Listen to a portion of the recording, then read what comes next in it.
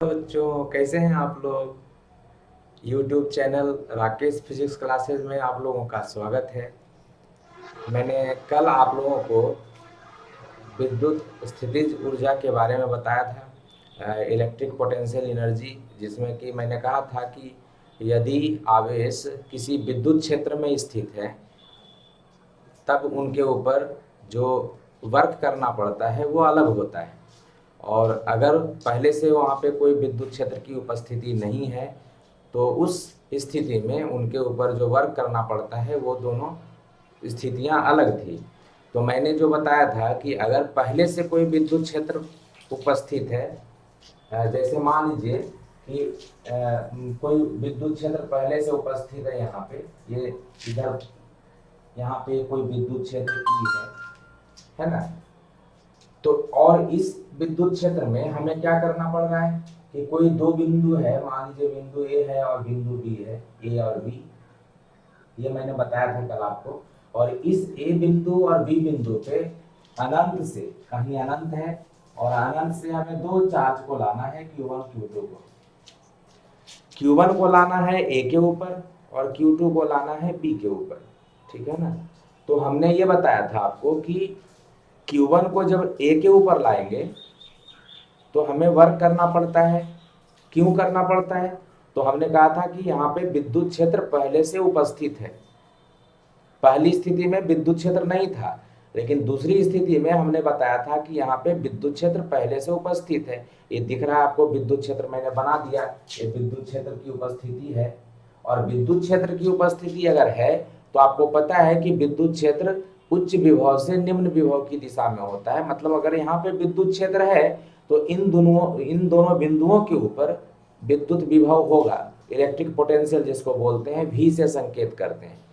तो मान लेते हैं इसको कि इस बिंदु का विद्युत विभव भी ये है ना। इस बिंदु का विद्युत विभव आपका जो इस विद्युत क्षेत्र के चलते है वो भी है। ए का विद्युत विभव भी हो गया, बी का विद्युत विभव भी हो गया।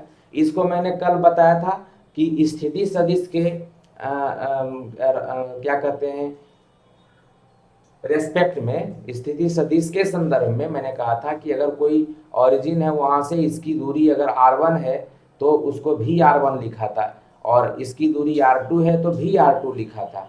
आप उस पे वैसे भी कह सकते हैं या सिंपल ये बोल सकते हैं कि इस बिंदु का विद्युत विभव भी ये होगा, इस बिंदु का विद्युत विभव भी होगा, और विद्युत क्षेत्र अगर है तो यहाँ का पोटेंशियल होगा। अब इस चार्ज को अगर आप ला रहे हैं यहाँ ए के ऊपर तो यहाँ पे तो विद्युत विभव है, और विद्युत विभव अगर है तो इसका मतलब है कि इस आवेश को यहाँ पे लाने में वर्क करना पड़ेगा। तो मैंने कहा था कि आवेश Q1 को अगर आप लाएंगे तो वर्क कितना करना पड़ेगा, उसको मैंने WA से लिखा था, है ना। आवेश Q1 को अनंत से इसके ऊपर ला रहे हैं तो वर्क कितना करना पड़ेगा, तो आवेश गुना जो उस बिंदु का विद्युत विभव होता है, तो विद्युत विभव आपका VA है और गुना Q1 हो जाएगा, ये मैंने बताया था। फिर कहा कि जब आप इस आवेश को उठा करके Q1 को अनंत से उठा करके इस बिंदु पे लाके रख देते हैं, जैसे इसको मैंने उठाया और यहां से यहां लाके रख दिया Q1 पे, तो इतना वर्क करना पड़ेगा, मैंने इसको रख दिया। दोनों बिंदुओं के बीच की दूरी r है, ये हमने बताया था आपको कि दोनों बिंदु के बीच की दूरी r हमने ले रखा है। अब इस आवेश को जब आपने यहाँ पे लाके रखा तो इस आवेश ने भी इस बिंदु के ऊपर एक विद्युत विभव पैदा कर दिया। इस बिंदु का विद्युत विभव पहले से भी है, किस चलते हैं, तो विद्युत क्षेत्र के चलते। यहाँ पे विद्युत क्षेत्र है ना, पहले से उपस्थित है। मान लिया कि इसका विद्युत विभव विद्युत क्षेत्र के चलते, यहाँ पे विद्युत विभव भी ये है, यहाँ पे विद्युत विभव भी। आपको पता है विद्युत क्षेत्र अगर होगा तो बिंदु का विद्युत विभव जरूर होगा यहाँ पे। तो विद्युत क्षेत्र चूंकि उच्च विभव से निम्न विभव की दिशा में होता है, तो दो बिंदु है, इसका मतलब दोनों का विद्युत विभव होगा यहाँ पे अगर विद्युत क्षेत्र है। ऐसे भी कोई चार्ज के चलते कहीं पे पोटेंशियल, ये विद्युत क्षेत्र भी चार्ज ही पैदा करता है और पोटेंशियल भी चार्ज ही पैदा करता है, 1/4πε0 Q/r से, है ना। मतलब ये है कि मैं ये कहना चाह रहा हूँ कि विद्युत क्षेत्र अगर है तो यहाँ पे विद्युत विभव है। और ये विद्युत विभव अगर है तो किसी आवेश को यहाँ तक लाए, ए तक लाए पहले, तो विद्युत विभव गुना वो चार्ज होता है वर्क डन। लेकिन अगर Q2 को लाएंगे B के ऊपर तो WB निकालेंगे, तो आप कहेंगे कि सर Q2 को हमने यहाँ पे लाया तो यहाँ का विभव VB है और गुना Q2 है, तो ये बात तो सही है, VB गुना Q2 ये तो होना चाहिए। लेकिन इसमें एक बात और है कि यहाँ का विभव केवल VB अब नहीं है। जैसे ही आपने Q1 को यहाँ पे ला के रखा तो इस चार्ज ने भी यहाँ पे विद्युत विभव पैदा कर दिया। ये वाला विद्युत विभव विद्युत क्षेत्र के चलते है, लेकिन इस आवेश के कारण इस बिंदु पर भी विद्युत विभव पैदा होगा। और आप वो जानते हैं कि विद्युत विभव किसी आवेश के कारण r दूरी पर स्थित बिंदु का 1/4 पाई इप्सिलॉन नॉट Q1/r होता है। तो यहाँ पे आप लिख सकते हैं कि जो विद्युत विभव है इतना ही नहीं है, एक और विद्युत विभव है जो इसने प्रोड्यूस किया, वो कौन सा है, तो Q1 के चलते यहाँ पे एक और विद्युत विभव हम कह सकते हैं कि इसने पैदा किया इस बिंदु के ऊपर विद्युत विभव, वो कौन सा, V1। और V1 कितना है, तो V1 को बोल सकते हैं 1/4 पाई इप्सिलॉन नॉट। और ये किस चार्ज के चलते, Q1 के चलते, कितनी दूरी पर, R दूरी पर, तो ये V1 हो गया। मतलब यहाँ पे पोटेंशियल ये ही नहीं है, V1 भी है। तो Q2 को अगर आप लाएंगे यहाँ पे तो आपको दो पोटेंशियल मिल रहा है, और दो अगर विद्युत विभव मिल रहा है तो दोनों के अगेंस्ट में वर्क करना पड़ेगा। मतलब Q2 को लाएंगे यहाँ पे तो VB इंटू Q2 भी होगा, और प्लस क्या हो जाएगा, V1 इंटू Q2 भी हो जाएगा, ठीक है ना। और ये VB क्या है, तो VB का मान जो है आपका पहले से आपको दिया गया है, जिसको पिछले क्लास में, पिछला वीडियो में मैंने VR1 VR2 लिखा था, तो उससे आपको कोई चिंतित होने की जरूरत नहीं है। आपको उसको VA VB भी बोल सकते हैं। ए बिंदु का पोटेंशियल VA है, बी बिंदु का पोटेंशियल VB है। हाँ, पहले से अगर विद्युत क्षेत्र है तो इसका कुछ ना कुछ विद्युत विभव जरूर होगा। तो इतना इसमें कभी पोजीशन वेक्टर के हमने संदर्भ में लिख दिया था, तो पोजीशन वेक्टर के संदर्भ में भी कह सकते हैं और ऐसे भी बोल सकते हैं, है ना। बस केवल ये ध्यान रखना है कि चार्ज को अगर लाते हैं कहीं पे, वहां पे पोटेंशियल है तो पोटेंशियल गुना वो चार्ज उस बिंदु पर उस चार्ज को अनंत से लाने में किया गया वर्क होता है, तो वो वर्क निकाल दिया। अब Q2 को ला रहे हैं यहाँ पे, तो पहले से जो विद्युत विभव था विद्युत क्षेत्र के चलते VB था, तो VB गुना Q2 कर दिया। लेकिन ये वाला विभव V1 जो है ये इसने पैदा कर दिया, तो ये V1 के अगेंस्ट में भी इसको Q2 को लाने में काम करना पड़ेगा, तो V1 इंटू Q2 हो जाएगा। दोनों को ऐड कर देंगे तो आ जाएगा। V1 का मान तो आपको यहाँ पे दिया हुआ है, तो यही मैंने लिखा था वहां पे, VR1 into Q1 VR2 into Q2 plus V1 का मान रखिएगा तो ही आ जाएगा। तो ये हो गया VB into Q2 plus V1 का मान 1/4 पाई इप्सिलॉन नॉट, ये वाला Q1 डिवाइडेड बाई R और इंटू Q2, तो यही वाला आया था मान उस समय, ठीक है। तो इसमें कोई ऐसी बात नहीं है, ये आसानी है। तो केवल उसको हमने पोजीशन वेक्टर स्थिति सदिश के संदर्भ में लिखा था। तो पिछले क्लास में मैंने ये कराया था। आज हम लोग करेंगे कि जो कोई अगर यूनिफॉर्म फील्ड है, कहने का मतलब एक समान विद्युत क्षेत्र है, उसमें अगर कोई डायपोल रखा हुआ है, इलेक्ट्रिक डायपोल विद्युत द्विध्रुव, तो उसको उसकी पोटेंशियल एनर्जी कितनी होती है, ठीक है। तो potential energy of an electric dipole placed in an uniform electric field, जो आज का टॉपिक है, पोटेंशियल एनर्जी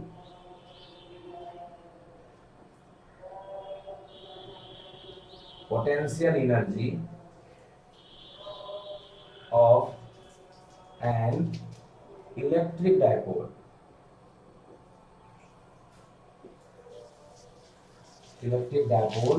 placed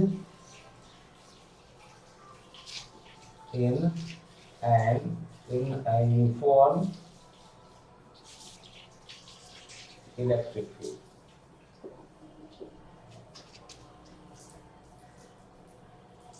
ठीक है ना। Potential of an electric dipole placed in a uniform electric field, मतलब किसी एक समान विद्युत क्षेत्र में एक समान विद्युत क्षेत्र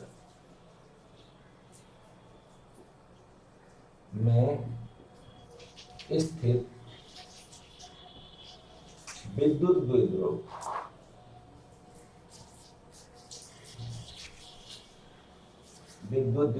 की स्थितिज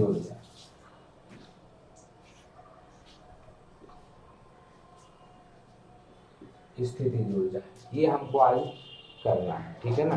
मतलब एक समान विद्युत क्षेत्र में कोई विद्युत द्विध्रुव स्थित है और उसकी स्थितिज ऊर्जा हमें प्राप्त करनी है। एक समान विद्युत क्षेत्र आप जानते हैं कि उसको पैरेलल लाइन से दिखाते हैं। हमने आपको जो विद्युत क्षेत्र का डायग्राम बताया था कि विद्युत क्षेत्र कैसे हर एक चार्ज के चलते, पॉजिटिव के चलते किधर होता है, धन आवेश के चलते किधर होता है, ऋण आवेश के चलते किधर होता है। दो धन आवेश है तब कैसे बनाएंगे, दो ऋण आवेश है तब कैसे बनाएंगे, एक धन आवेश है एक ऋण आवेश है तब कैसे बनाएंगे, एक समान विद्युत क्षेत्र है तब कैसे होता है।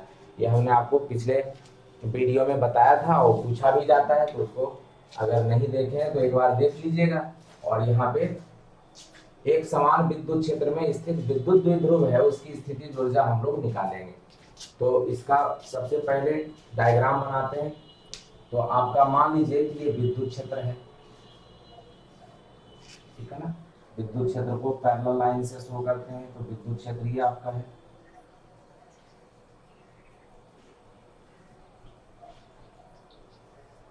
ठीक है, इसमें हमारा एक विद्युत द्विध्रुव है रखा हुआ विद्युत क्षेत्र ई के साथ, ठीक है ना।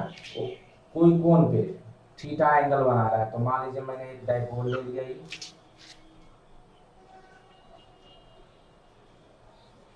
ये डाइपोल ले लिया, है ना। ये हो गया आपका माइनस क्यू चार्ज, ये वाला माइनस क्यू ले लिया और ये वाला प्लस ले लिया। तो आपको पता है कि विद्युत क्षेत्र जो है इसके ऊपर जो विद्युत क्षेत्र है वो अपनी ही दिशा में, ये प्लस क्यू ले लिया हमने और ये माइनस क्यू ले लिया, ठीक है, ये वाला माइनस क्यू ले लिया। तो विद्युत द्विध्रुव क्या होता है, तो विद्युत द्विध्रुव समान और विपरीत, मतलब दो समान एवं विपरीत आवेशों से बना होता है। तो मैंने ये प्लस क्यू लिया, ये माइनस क्यू लिया, है ना। दोनों के बीच की दूरी, ये दोनों के बीच की दूरी 2l ले लिया। ये जो है डिस्टेंस वाइज कह सकते हैं, ये 2l ले लिया। तो यहाँ से अगर ये इसको O बोलेंगे तो ये वाला डिस्टेंस 2l है। टोटल डिस्टेंस अब आप लोग को पता है कि 2l है ना। तो ये हमने O बना दिया यहाँ पे। और ये विद्युत क्षेत्र के साथ, विद्युत क्षेत्र आपका जो है उसके साथ कितना एंगल पे है, तो विद्युत क्षेत्र के साथ ये थीटा एंगल बना रहा है, मतलब ये वाला एंगल थीटा है। या इसको आप ऐसे आगे आगे भी बढ़ा सकते हैं क्योंकि ये पैरेलल लाइन ही है। और यहाँ से हम परपेंडिकुलर डाल देते हैं ये वाला, ठीक है ना। तो ये जो एंगल है वो थीटा एंगल, ठीक है।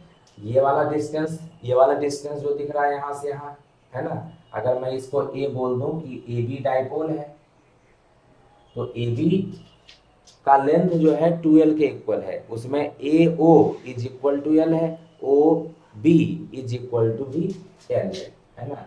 ये मैं इसको बी कैपिटल है आपका बड़ा सा, तो ये बी है आपका, ये ए है, ठीक है।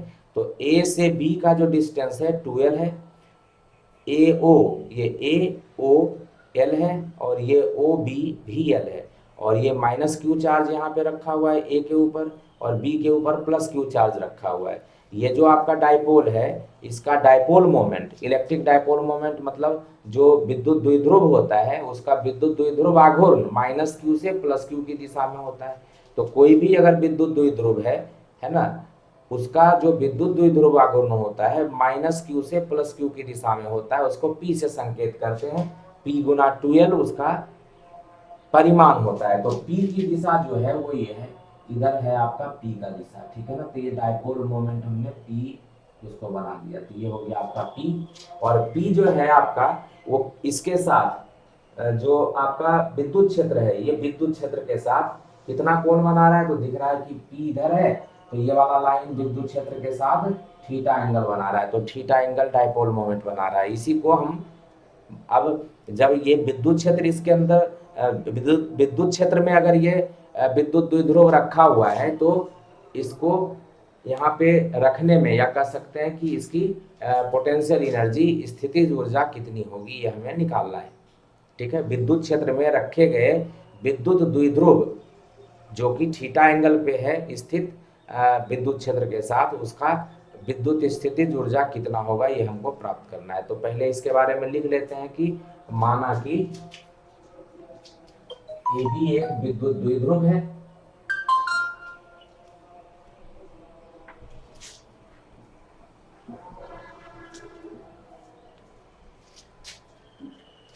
माना कि ये भी एक विद्युत द्विध्रुव है जो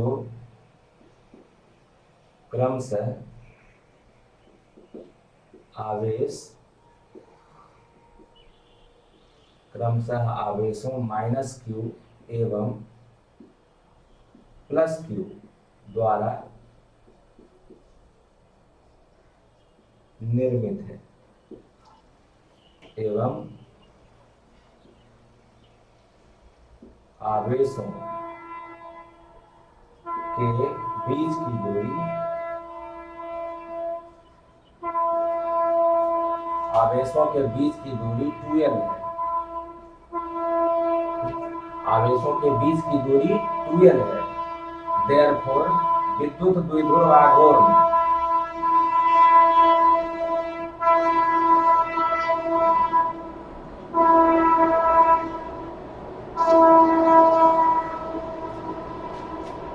विद्युत द्विध्रुव आघूर्ण P क्या होता है, तो Q गुना 2l होता है।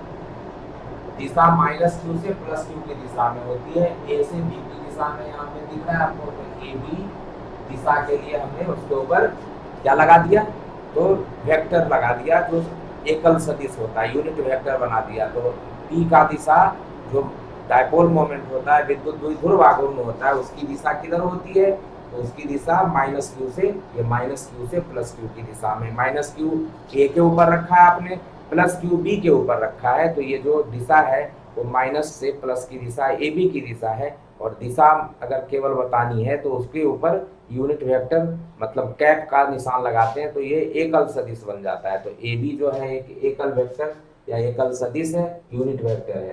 तो ये हो गया विद्युत द्विध्रुव आघूर्ण, ठीक है ना। अब जो आपका विद्युत द्विध्रुव आघूर्ण है वो विद्युत क्षेत्र के साथ कितना एंगल बना रहा है, थीटा एंगल बना रहा है। तो लिखेंगे माना कि विद्युत द्विध्रुव आघूर्ण, विद्युत द्विध्रुव आघूर्ण P विद्युत क्षेत्र के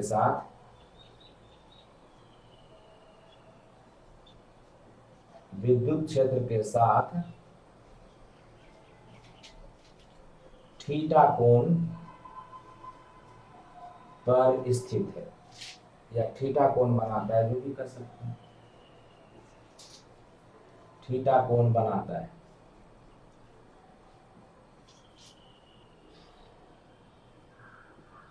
ठीक है, देयरफॉर ये अगर ऐसा है तो आपको पता है कि इस आवेश के ऊपर विद्युत क्षेत्र जो बल लगाएगा वो किधर लगाएगा, विद्युत क्षेत्र धन आवेश के ऊपर अपनी ही दिशा में बल लगाता है। विद्युत क्षेत्र धन आवेश के ऊपर अपनी ही दिशा में बल लगाता है, ऋण आवेश के ऊपर अपनी दिशा के विपरीत दिशा में बल लगाता है। ये हमने बना रखा है, ये देख लीजिए। तो ये जो है अपने विपरीत दिशा में बल लगाता है। तो यहाँ पे अगर F है तो इधर उसको F' में लिख देता हूँ। दोनों का परिमाण बराबर होता है लेकिन दिशा विपरीत होता है, ठीक है ना। तो यहाँ लिखते हैं देयरफॉर आवेश +q पर लगने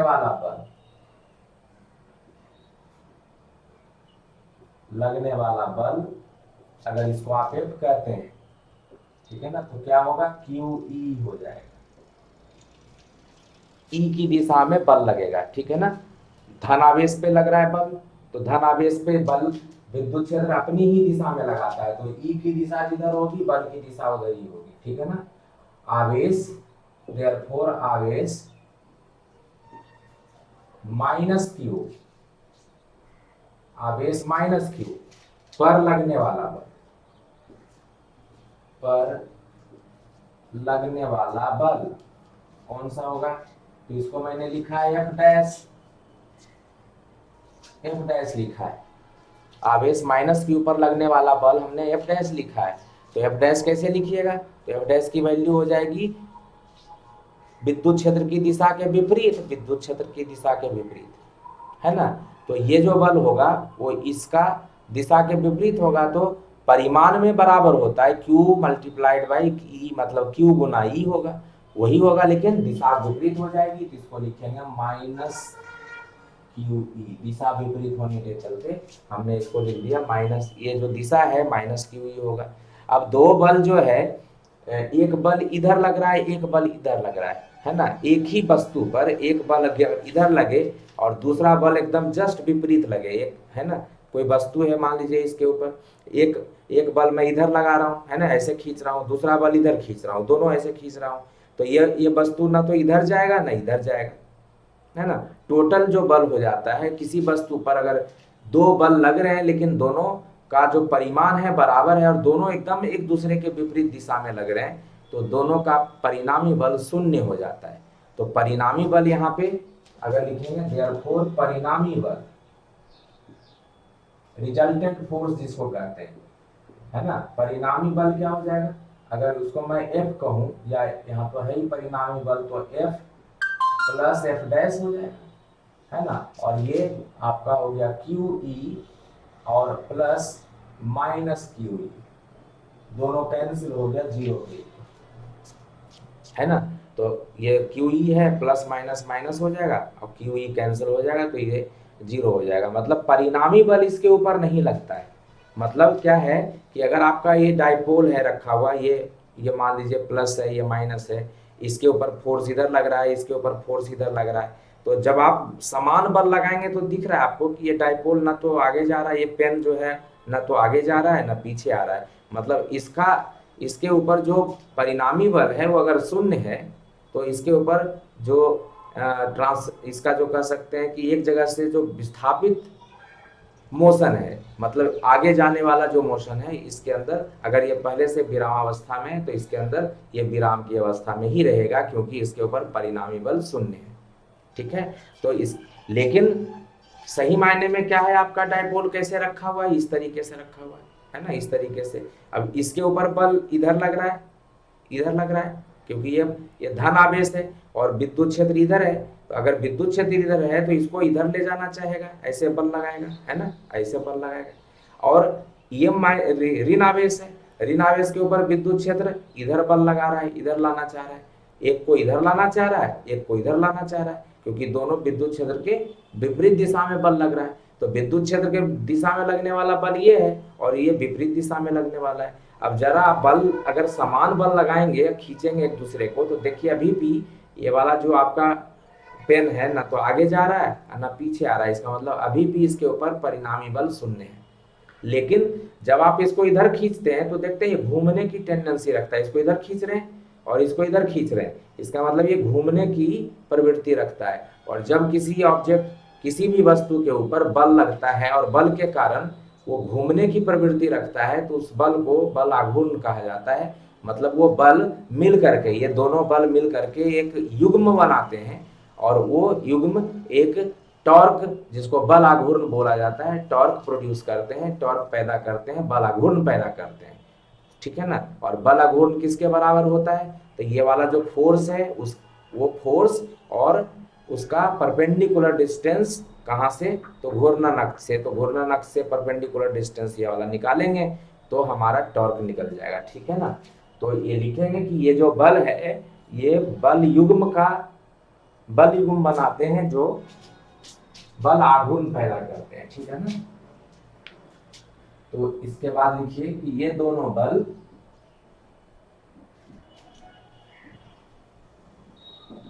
स्थानांतरित परिणामी बल शून्य होता है, इसका मतलब है अतः ये दोनों बल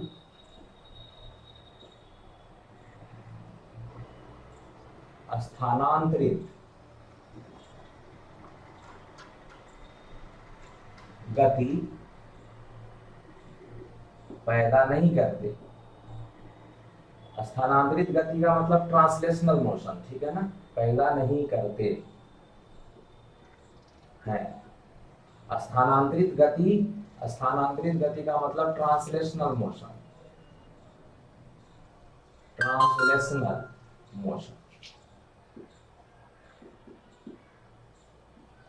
ठीक है।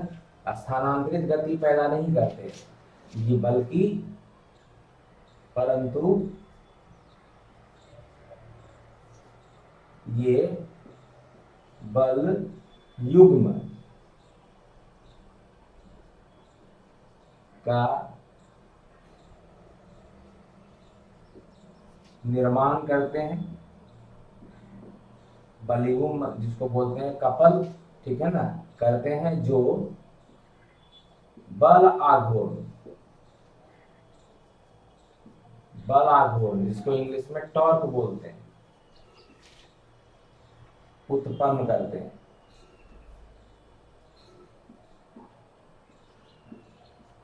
ठीक है ना, बल आघूर्ण उत्पन्न करते हैं।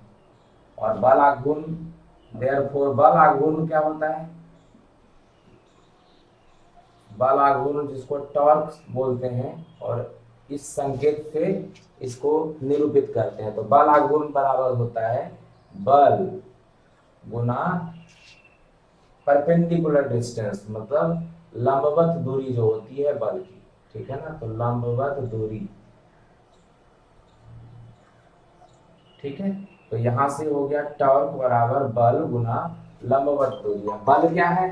तो बल तो एफ है, आपको एफ है, और उसकी लंबवत दूरी ये वाली दूरी। अगर मान लीजिए ये डाइपोल है यहाँ पे इस बिंदु के ऊपर, तो ये इस तरीके से घूमने की टेंडेंसी रखता है ना, ये ऐसे है, तो यहाँ से इस तरीके से घूमने की टेंडेंसी रखता है। ये जो है ना, ये फोर्स इसको इधर लाने की कोशिश करता है, मतलब इस पॉइंट के अबाउट ये ऐसे रोटेट करता है ना।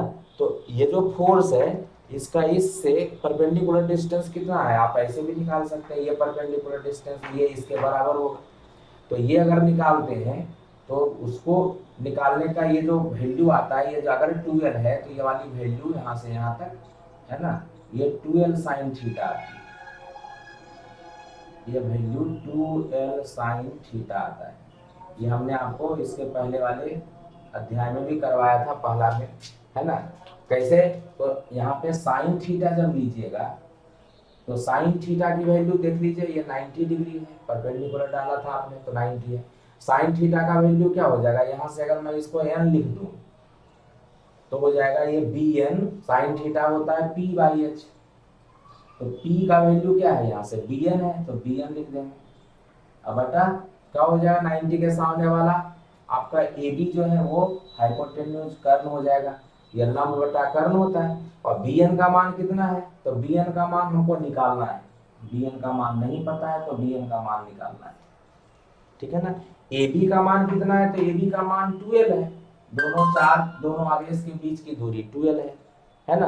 अब ये हो गया sine theta is equal to bn बटा, ये साइन थीटा के नीचे 1 है तो 1 गुना bn हो गया, bn बराबर ये 12 गुना साइन थीटा 12 साइन थीटा, यही मैंने लिखा था आपका अभी, bn is equal to 12 sine theta, तो 12 साइन थीटा है। ये हो गया, ये वाला हो गया फोर्स, यहाँ से यहाँ इधर जा रहा है फोर्स, और इसका ये परपेंडिकुलर डिस्टेंस यहाँ से आप कह सकते हैं, ये फोर्स को पीछे ले आएंगे तो यहाँ पे, और यहाँ से इस वाले पॉइंट से इसका परपेंडिकुलर डिस्टेंस वही है, ये पैरेलल है तो दोनों 12 साइन थीटा ही होगा। तो ध्यान ये रखना है कि ये इस तरीके से घूमने की टेंडेंसी रख रहा है, तो ये हो गया घूर्णन अक्ष, है ना। तो फोर्स जो लग रहा है, मान लीजिए फोर्स ऐसे लग रहा है, ये अब इधर जा रहा है, तो ये घूर्णन अक्ष से इसका परपेंडिकुलर डिस्टेंस कितना है, ये वाला, तो ये इसके बराबर ही होगा 12 साइन थीटा। तो फोर्स गुना परपेंडिकुलर डिस्टेंस जो आपका लंबवत दूरी आया वो किसके बराबर है, एफ जो है और इसकी दूरी bn, और यहाँ से आप जो बल आघूर्ण है F बराबर आपको पता है यहाँ से QE के बराबर होता है, QE मैंने लिखा था वहाँ पे F is equal to QE, और Bn का मान है 2L साइन थीटा, तो हमने लिख दिया। और आप ये भी पढ़ रखे हैं कि Q इंटू 2L जो होता है वो P के बराबर होता है, तो हो गया P की साइन थीटा। ये आपका क्या है, P क्या है, तो P है आपका विद्युत द्विध्रुव आघूर्ण। ये जो द्विध्रुव आघूर्ण है P जहाँ P क्या होता है, तो PQ गुना 2L होता है ना। ये भी बताया मैंने आपको अभी थोड़ी देर पहले कि PQ गुना 2L होता है, किधर से किधर होता है, तो माइनस Q से प्लस Q के डायरेक्शन में, AB का डायरेक्शन जो है वो होता है। तो P का जो परिमाण है वो Q, दोनों आवेश में माइनस Q प्लस Q में कोई एक आवेश लेते हैं, उसके प्लस माइनस के साथ नहीं, उसका केवल परिमाण लेते हैं, तो दोनों आवेश में से कोई एक आवेश होगा, और दोनों के बीच की दूरी जो होती है, अगर ये 2L हमने लिया है, A और B के बीच की दूरी, दोनों आवेश के बीच की दूरी, तो Q गुना 2L ये आपका ये द्विध्रुव आघूर्ण होगा। तो ये हमारा आ गया क्या कहते हैं, बल आघूर्ण टॉर्क। और यही बल आघूर्ण जो डायपोल है उसको घुमाने की कोशिश करता है, ठीक है ना, यही घुमाता है।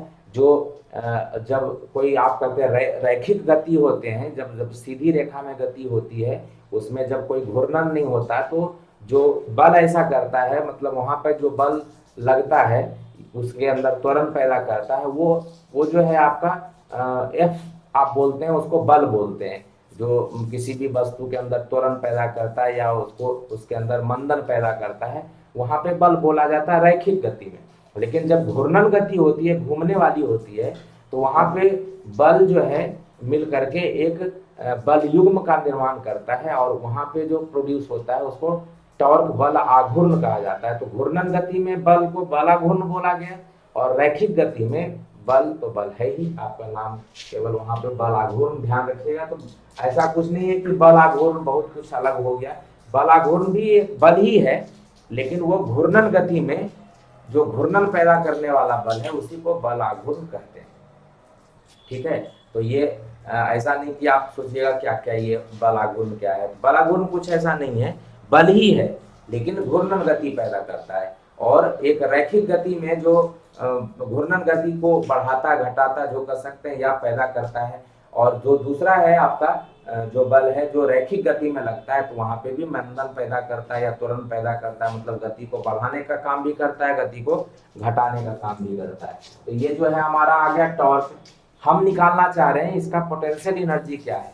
अब मान लीजिए ये जो आपका विद्युत द्विध्रुव है, ये किधर घूमने की कोशिश कर रहा है, तो इसके ऊपर बल लग रहा है, इधर ये दिख रहा है आपको, ये बल इधर लग रहा है इसके ऊपर, तो इस तरीके से ये घूमने की टेंडेंसी रख रहा है ना। ये जो बल है इसके ऊपर बल देख रहा है ना आपको, इधर इधर खींच रहा है, इसको इधर खींच रहा है, तो ये घूमने की टेंडेंसी अगर आप ऐसे करके इसको इधर खींचेंगे, इसको इधर खींचेंगे, तो देख रहे हैं ऐसे घूमने की टेंडेंसी रख रहा है ना। मतलब ये है कि ये अपने आप जो घूमेगा, ये बल घुमाएगा तो इसको ऐसे घुमाएगा।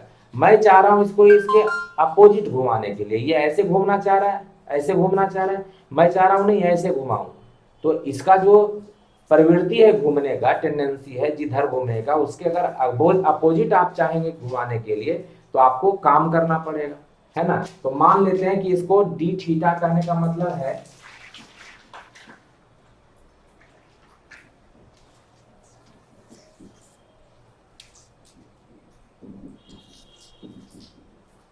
मैं क्या चाह रहा हूं कि जो आपका जो डाइपोल है ना, जो विद्युत द्विध्रुव है, ये विद्युत द्विध्रुव, इसको थोड़ा सा मैं इस तरीके से बनाता हूं कि यहाँ पे जो फोर्स लग रहा है ना, ये F इधर लग रहा है, और यहाँ पे फोर्स जो लग रहा है ये F इधर लग रहा है ना, F डैश। अभी ये दिख रहा है आपको कि ये फोर्स इसको ऐसे लाने की कोशिश करेगा, ये इधर घुमाने की कोशिश करेगा, ये इधर घुमाने की, मतलब इसका घूमने का टेंडेंसी इधर है, और मैं चाह रहा हूं कि इसको इसके अपोजिट ले जाऊं, ठीक है ना। मैं चाह रहा हूं इसको डी थीटा से घुमाने के लिए, मतलब हम चाह रहे हैं इसको इधर जाने के लिए, ले जाने के लिए, कितना से, तो डी थीटा से, ये एंगल डी थीटा से ले जाना चाहते हैं, ठीक है। तो हमें क्या करना पड़ेगा, इस बल के अगेंस्ट ले जाना पड़ेगा, है ना। ये जो है ये चाह रहा है इसको इधर घुमाने के लिए, ये फोर्स इसको इधर घुमाने के लिए, मतलब ये इस तरीके से घूमना चाह रहा है, है ना। ये वाला फोर्स इसको इधर लाना चाहेगा, ये वाला फोर्स इसको इधर लाना चाहेगा, मतलब ये अपने आप जो प्रवृत्ति है वो ऐसे घूमने की है। मैं चाह रहा हूं इसको इधर से इधर घुमाने के लिए, कितना एंगल से, तो बहुत छोटे एंगल से, डी थीटा एंगल से, ठीक है ना।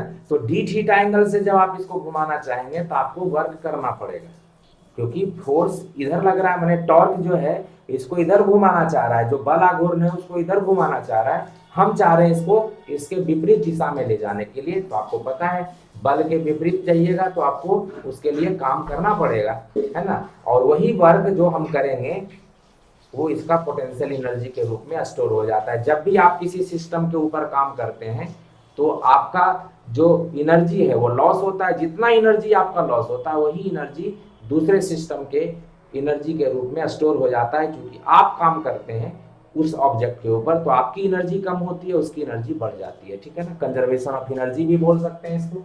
तो ये जो है आपका जो ऊर्जा संरक्षण का सिद्धांत है।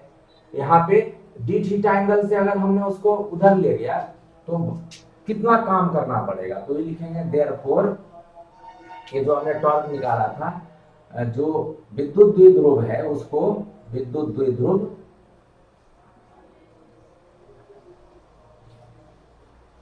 को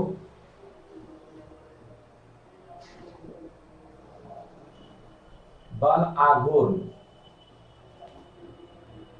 के विपरीत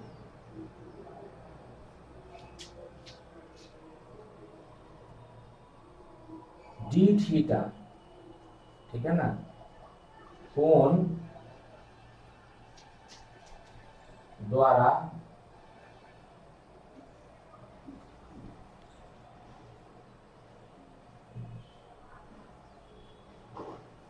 घुमाने में किया गया कार्य, किया गया कार्य कितना हो जाएगा, तो आपने छोटा एंगल से घुमाया है, छोटा एंगल से घुमाया है तो कार्य भी बहुत छोटा होगा। हमने बहुत छोटा एंगल से घुमाया है, डी थीटा से घुमाया है। अगर डी थीटा से घुमाए हैं तो आपको काम भी, डी थीटा का मतलब बहुत ही छोटा एंगल, मैंने आपको पहले ही बताया डी का मतलब बहुत छोटा होता है, उसको करीब करीब मापना हमारे लिए असंभव होता है। तो वो आपने अगर आपने किया है तो इसका मतलब है कि आपको काम भी बहुत कम करना पड़ेगा। तो यहाँ पे उसको डी डब्ल्यू से संकेत करते हैं। तो डी डब्ल्यू होता है टॉर्क डी थीटा।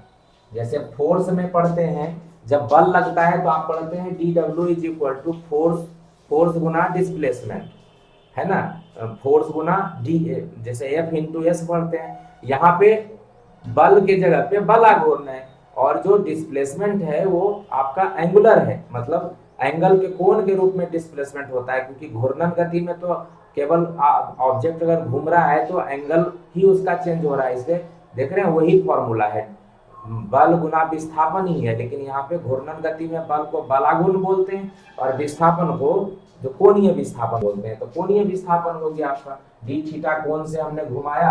अब टॉर्क का वैल्यू यहाँ पे है पी साइन थीटा, तो उसको लिख देंगे यहाँ पे।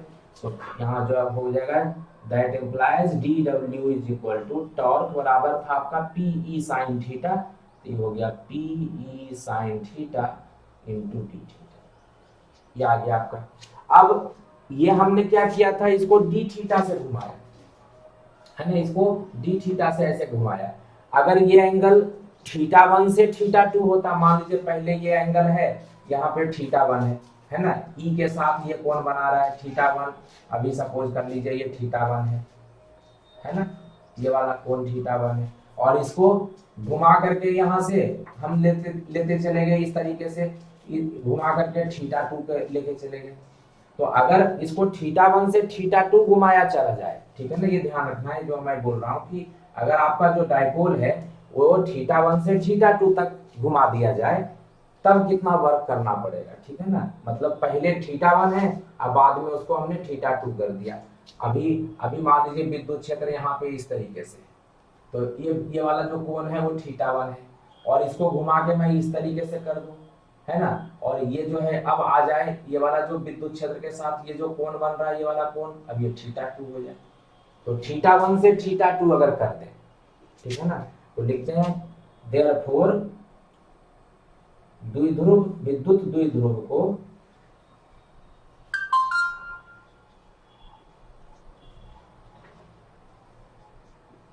प्रारंभिक स्थिति θ1 से, ठीक है ना, अंतिम स्थिति θ2 तक ले जाने में किया गया कार्य,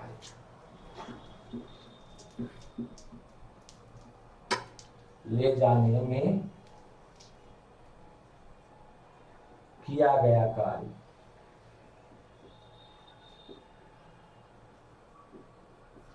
W हो जाएगा, W का मतलब है dW, ये dW है, इसका इंटीग्रेशन करना पड़ेगा, कहां से कहां करना पड़ेगा, तो आप θ1 से θ2 ले गए और ये हो जाएगा आपका θ1 से θ2, और dW है आपका यहाँ पे, dW का मान निकालें PE sin θ d थीटा, ये हो गया PE sin θ d थीटा।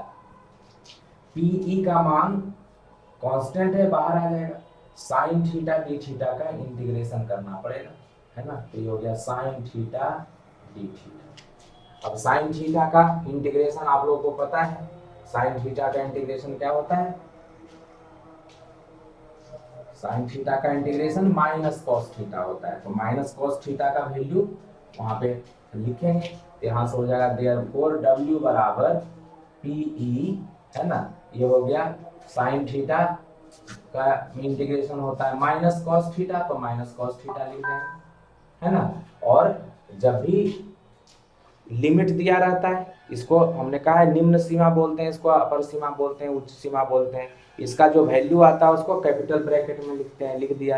अब जो निम्न सीमा है उसको यहाँ लिखेंगे, अपर सीमा है उसको यहाँ लिखेंगे, है ना। अब इसके बाद इसकी वैल्यू रखेंगे, ये जो वैल्यू है डी थीटा का मतलब थीटा वेरिएबल है, थीटा का मान बदल रहा है, और थीटा का मान यहाँ दिया हुआ है, एक मान है θ2 ऊपरी सीमा और ये मान है निचली सीमा।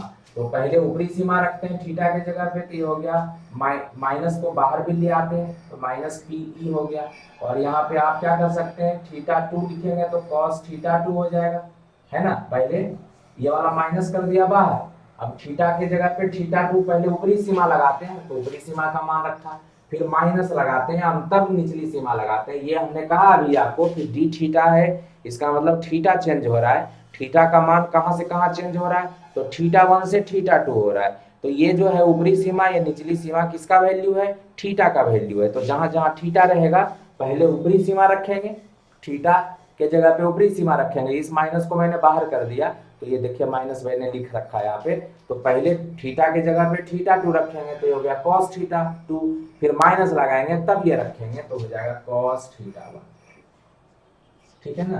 तो अब इस माइनस को अंदर कर दीजिए, तो हो जाएगा W is equal to PE, यहाँ से हो जाएगा cos θ, ये प्लस है तो माइनस हो जाएगा, है ना, और ये माइनस है, ये माइनस माइनस प्लस हो जाएगा, तो cos θ1 हो जाएगा।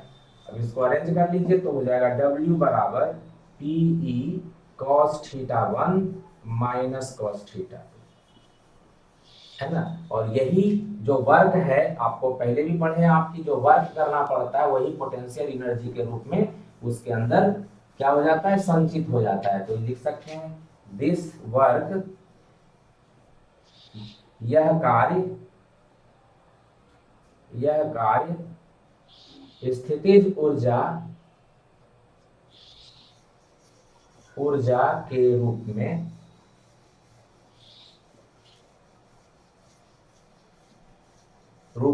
विद्युत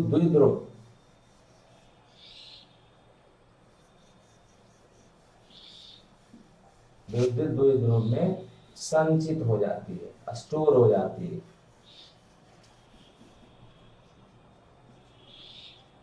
अतः विद्युत द्विध्रुव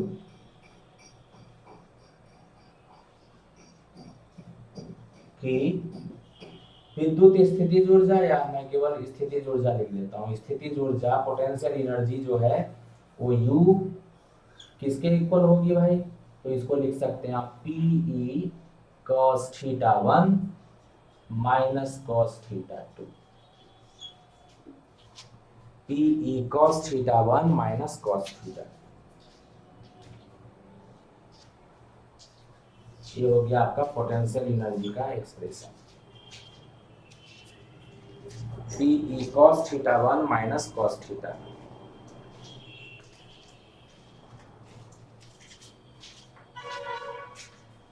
ठीक है, तो ये पोटेंशियल एनर्जी होता है आपका, और इसमें 2-3 केसेस हैं वो हम कराएंगे आपको। ये थोड़ा सा वीडियो लंबा हो रहा है तो इसको मैं ज़्यादा लंबा नहीं करूँगा, और अगले जो वीडियो हो गए उसमें बताऊँगा कि ये थीटा 1 और थीटा 2 की वैल्यू अलग अलग लेंगे तो इसका जो पोटेंशियल एनर्जी है वो कैसे इसका वैरी करेगा, और साथ साथ ये भी कि जो ये डाइपोल है कब क्या कहते हैं अस्टेबल इक्विलिब्रियम जो कहते हैं आप, अस्थाई साम्यावस्था है उसमें कब होता है, अस्थाई साम्यावस्था जिसको कहते हैं स्थाई और अस्थाई साम्यावस्था, स्टेबल इक्विलिब्रियम और अनस्टेबल इक्विलिब्रियम में कब होता है, ये बताएंगे आपको अगले वीडियो में।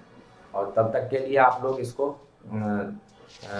मतलब इसको देखिए, उसके बाद मैं अगले वीडियो में इसके बारे में और थोड़ा सा चर्चा करूँगा, तो आप इसको समझने की कोशिश करिए। मैंने बहुत अच्छे से समझाया है, आपको समझ में आ जाएगा, थोड़ा ध्यान से देखना पड़ेगा। कोई दिक्कत है तो आप बता सकते हैं। और मैं ये कहूँगा कि आप ध्यान से थोड़ा सा मतलब मन लगा करके पढ़िए, जो भी डिफ़िकल्टी है उसको पूछिए ज़रूर। मेरा फ़ोन नंबर आपके पास होगा तो उससे आप मुझसे कांटेक्ट कर सकते हैं व्हाट्सएप पे। और वीडियो अगर पसंद आता है तो लाइक शेयर तो बनता ही है, और सब्सक्राइब भी करने बोलिए लोगों को, अपने दोस्तों को बताइए, जिससे कि वो भी इसका लाभ उठा सकें। तो आप लोगों से मिलते हैं अगले वीडियो में, तब तक के लिए विदा लेते हैं आपसे, ठीक है ना। तो ठीक, फिर से आपसे एक बार फिर से मुखातिब होते हैं अगले वीडियो में, तब तक के लिए बाय।